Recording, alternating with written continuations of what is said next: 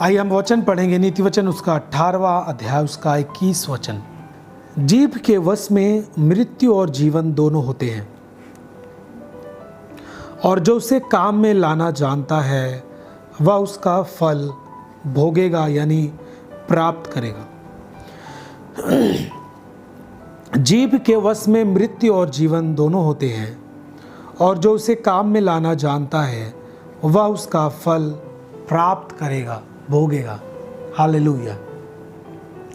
आप समझ पा रहे हैं मैं आपसे बात करने वाला हूँ मसीह में आपकी जुबान है वो कितना आपके अधिकार में होनी चाहिए और कितना इसे इस्तेमाल करना चाहिए और कौन सी चीज़ों में इस्तेमाल करना चाहिए। मैं आपको बोलना चाहता हूँ, आप अपनी ज़ुबान को कोई भी किसी भी चीज़ के लिए इस्तेमाल नहीं कर सकते। सबका एक पर्पस है, परमेश्वर ने उसे बनाया तो एक उद्देश्य के लिए बनाया है। कोई भी चीज़ें व्यर्थ नहीं बनी है। आपके शरीर का कोई भी अंग हो, कोई भी चीज़ें व्यर्थ नहीं है, सब एक योजना के तहत है और कुछ काम में इस्तेमाल होने के लिए बनाई गई हैं। देखिए बाइबल यहाँ पे साफ रीत से कहता है, जीभ यानी जुबान के वश में मृत्यु और जीवन दोनों हैं। जो इसे काम में लाना जानता है वही इसका लाभ यानी इसका फल प्राप्त करेगा।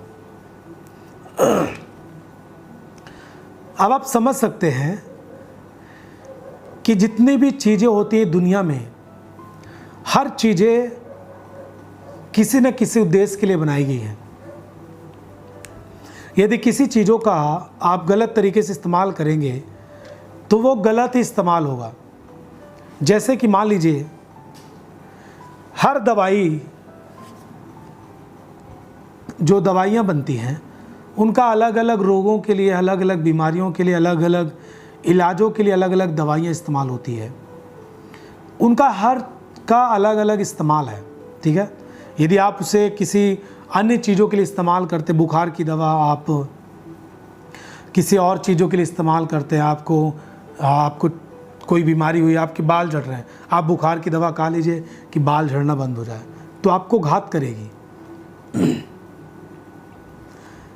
मेरे कहने मतलब कि जब पृथ्वी की चीज़ें, जो कुछ भी मनुष्य बनाता है उसका एक उद्देश्य है, उसका एक काम है इस्तेमाल करने के लिए, और उसको सही तरीके से इस्तेमाल करना होता है। वैसे परमेश्वर भी जो चीज़ें बनाया है, अब मनुष्य क्या करता है कि वे अपने हाथों से बनाई हुई चीज़ों को नियम से इस्तेमाल करना चाहता है, और यदि उसे गलत इस्तेमाल किया जाए तो उसका गलत इफ़ेक्ट आता है। तो लोग बोलते हैं कि हाँ आपने इसे गलत इस्तेमाल किया, इसलिए ये आपके ऊपर इस तरह इफ़ेक्ट डाली है, प्रभाव डाली है। आप इसको सही चीज़ों के इस्तेमाल करते तो आपको गलत ना होती। तो क्या प्रिय और भाई बहन जितने भी मुझे सुन रहे हैं कि परमेश्वर ने जो भी चीज़ें बनाई हैं, क्या आप उसे गलत इस्तेमाल कर सकते हैं? जिस चीज़ के लिए परमेश्वर ने इसे बनाया ही नहीं है, क्या आप उसे इस्तेमाल करके आप उससे अच्छा फल प्राप्त कर सकते हैं? मैं आपको बोलता हूँ कदापि आप अच्छा फल नहीं प्राप्त कर सकते हैं। कैसा फल चाहिए आपको अपनी ज़िंदगी में? आप अपनी जुबान के द्वारा कैसा फल पाना चाहते हैं? मैं आपको बोलना चाहता हूँ, यदि आप दूसरे के बच्चों को गाली देना हमेशा आपकी आदत बन चुकी है तो आप अपने बच्चों को ज़रूर गाली देंगे, 100% देंगे। वो आपसे छुपा ही नहीं रह सकता। यदि एक बुराई करने वाली महिला है तो वो 100% नहीं रुक सकती। मैं आपको बोलता हूँ वह अपने बच्चों की और अपने आने वाले बहुओं की बुराई ज़रूर करेगी, क्योंकि वो अपनी ज़ुबान को गलत इस्तेमाल करती है, इसलिए इसका फल वो खुद भोगेगी, प्राप्त करेगी। यदि आप अपनी ज़ुबान को गलत इस्तेमाल करते हैं तो इसका फल जो आपको मिलेगा वो गलत ही मिलेगा, क्योंकि इसके वश में है जीवन और मृत्यु। परमेश्वर की दी हुई बातें, परमेश्वर के दिए हुए काम, परमेश्वर के बोली हुई बातें यदि आप अपनी जुबान को इस्तेमाल करते हुए काम करते हैं तो आप इसका अच्छा रिजल्ट आपको मिलता है। लेकिन इसी जुबान को जब आप गलत चीज़ों को बोलते हुए, शैतानी बातों को बोलते हुए, शैतान के कामों को बढ़ावा देते हुए अपनी ज़ुबान को आप इस्तेमाल करते हैं, तो आप अपनी ज़ुबान के ही द्वारा मृत्यु का रिजल्ट, आप प्रतिफल अपनी ज़िंदगी में आप देखते हैं। ये कोई भी रोक नहीं सकता, ना आपके मामा रोक सकते हैं, ना आपके चाचा रोक सकते हैं, ना आपके माँ बाप रोक सकते हैं। यहाँ तक मैं आपको बोलना चाहता हूँ, यदि आप गलत अपनी ज़ुबान को इस्तेमाल करते जाएंगे तो प्रभु भी आपको गलत प्रतिफल पाने से नहीं रोक सकता। आपके प्रतिफल को प्रभु भी नहीं बदल सकता, क्योंकि प्रभु ने कह दिया कि आप अच्छी तरीके से इस्तेमाल करेंगे तो अच्छा प्रतिफल पाएंगे। यदि आप गलत तरीके से अपनी जुबान को इस्तेमाल करेंगे तो आप गलत फल पाएंगे। और मैं आपको बता दूं कि छोटी मोटी बात नहीं है जुबान को इस्तेमाल करना अच्छी चीज़ों के लिए और गलत चीज़ों के लिए। सीधा मृत्यु और जीवन की बातें हैं। ये नहीं है कि आप अपनी जुबान को गलत इस्तेमाल करेंगे तो आपको बुखार आ जाएगा, आप अपनी जुबान को गलत इस्तेमाल करेंगे तो आपको जुकाम हो जाएगा। ये छोटी मोटी बात है, ये कोई भी इस तरह की बातें नहीं है परमेश्वर के वचन में। सीधा जीवन और मृत्यु की बातें हैं। जीवन और मृत्यु की बातें आपकी जुबान में हैं। जब आप अपनी जुबान को गलत चीज़ों के लिए इस्तेमाल करते जाएंगे, आप उस दिशा में बढ़ते जाएंगे जहां से आप मृत्यु में चले जाएंगे। और पूरा मृत्यु का मतलब ये नहीं होता कि आप केवल मरेंगे, परंतु आप इस जीवन में रहते हुए भी, एक मनुष्य के शरीर में रहते हुए भी आपकी जिंदगी में ऐसे ऐसे काम आएंगे जहां से आप बोलेंगे कि मुझे मर जाना ही अच्छा है। यही तो है मृत्यु की दशा। जब आप अपनी जिंदगी से ऊब कर मृत्यु को मांगने लगते हैं, इसका मतलब यह है कि आप अपनी जुबान को गलत इस्तेमाल करते जा रहे हैं। मैं कहता हूं आपको, जुबान को इस्तेमाल करना सही या गलत, सीधा सीधा आपको मृत्यु और जीवन में अपने आप को बदलना हुआ। आप देखिए ना, बहुत सारे लोग अपनी जुबान पे कंट्रोल नहीं करते और आखिरी में बोलते हैं कि मैं जीना नहीं चाहता, और अपने उस समय भी अपने ज़िंदगी को गालियों से छलनी करते रहते हैं। अपने बीवी को गाली, अपने बच्चों को गाली, अपने माँ बाप को गाली, और अपने आप जितने भी लोग उनको सामने पड़ते हैं, जिससे बातें करते रहते हैं, उसको छोड़ के सबको गालियां देते हैं और अपने आप को गाली देके बोलते हैं मर जाना ही ठीक है। इसका मतलब यह है कि आपकी जुबान ने मृत्यु को कमा चुकी है। अब आप मृत्यु को मांग रहे हैं। लेकिन एक जीवन को अपनी जुबान से इस्तेमाल करने वाला व्यक्ति, भले कामों के लिए और भली जुबानी बोलने वाला व्यक्ति अपने जीवन में कभी भी मृत्यु नहीं मांगता।